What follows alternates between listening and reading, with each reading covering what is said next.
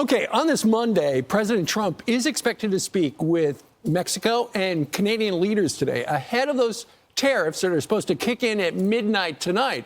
But our North American allies are now vowing to strike America back. Our senior White House correspondent, Jackie Heinrich, joins us now with the latest. Hey, Jackie. Good morning to you guys. Yeah, President Trump is expected to speak with the leaders of Canada and Mexico this morning, but unless he changes his mind, which he says that he won't, at midnight, the U.S. will impose a 25% tariff on all goods from Canada and Mexico, including a 10% tariff on Canadian energy and a 10% tariff on all goods from China. Altogether, China, Mexico, and Canada account for more than 40% of imports into the U.S., but the president says he's fulfilling a campaign promise to respond to illegal immigration and drug trafficking. We subsidize Canada by the tune of about $200 billion a year. And for what? What do we get out of it? We don't get anything out of it. We can play the game all they want. Mexico, we've had very good talks with them. And this is retaliatory. This is retaliatory to a certain extent. The White House accused Mexico's government of having a, quote, intolerable alliance with Mexican drug cartels. Mexican President Claudia Sheinbaum is expected to announce retaliatory tariffs today, and she called on Trump to clamp down on the flow of guns from the U.S. that arm the cartels. Outgoing Canadian Prime Minister JustinTrudeau has already set a 25% retaliatory tariff on $107 billion worth of U.S. goods, from cosmetics to lumber to plastics. China's Commerce Secretary promised a legal trade case at the World Trade Organization, as well as corresponding countermeasures. Here's what Americans are going to see: higher prices for energy, higher prices for groceries. It means that the average American family is going to have their costs increased by $1,200 for 1 year. We might want to call this the Donald Trump SuperBowlTax. Price is going to go up. Now, the president admits that there might be some short-term pain for Americans, but he says it will all be worth it in the end. He also said the U.S. will definitely place tariffs on the EU, citing a $300 billion trade deficit. The EU said that it would respond firmly, calling tariffs hurtful on all sides. Guys. So, Jackie, the Democrats very effective yesterday. They put everybody out on the Sunday shows talking about how the tariffs are going to impact all Americans. We're going to pay more for everything. Is the White House putting anybody out so far to explain why they're a good idea? Not yet.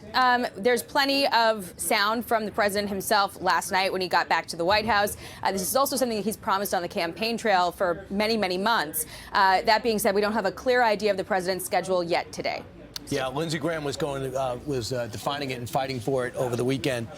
Thanks so much, Jackie. So, I mean, here it is. He says, I want to reconfigure trade relationships with Canada and Mexico. The USMCA, he feels, is not being enforced, and he's going to put 25% on each, 10% on China, 10% when it comes to energy in Canada, because he understands that's going to immediately affect gas prices.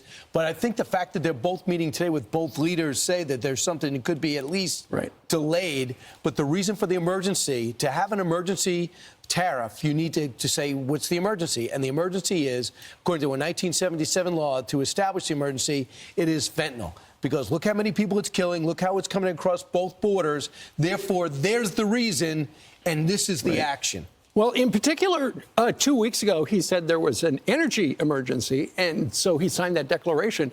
But now he's going to attach a 10% tariff onto Canadian crude oil. That's one of the reasons a barrel of Canadian crude is up $2. The stock market futures have been selling off to the tune of $600. But, Brian, I think the fact that he is a master negotiator, and he said, you know, it's going to start at midnight.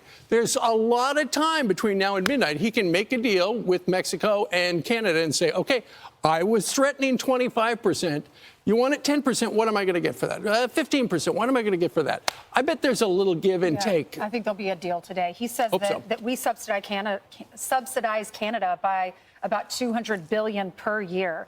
And he says that's abuse. Canada's taking advantage of America, so it's twofold. It's helping with the border, but it's also getting their attention because their goods are going to cost more. It's going to make Americans want to buy goods that are made here in the U.S. It got their attention. Absolutely. But I just go back to this Washington State Congresswoman yesterday said, look, when it comes to lumber, and they wanted him to tee off on Trump, when it comes to lumber, the price is going to go up. He said, well, We have the lumber, but there were so many restrictions on lumber and our forests.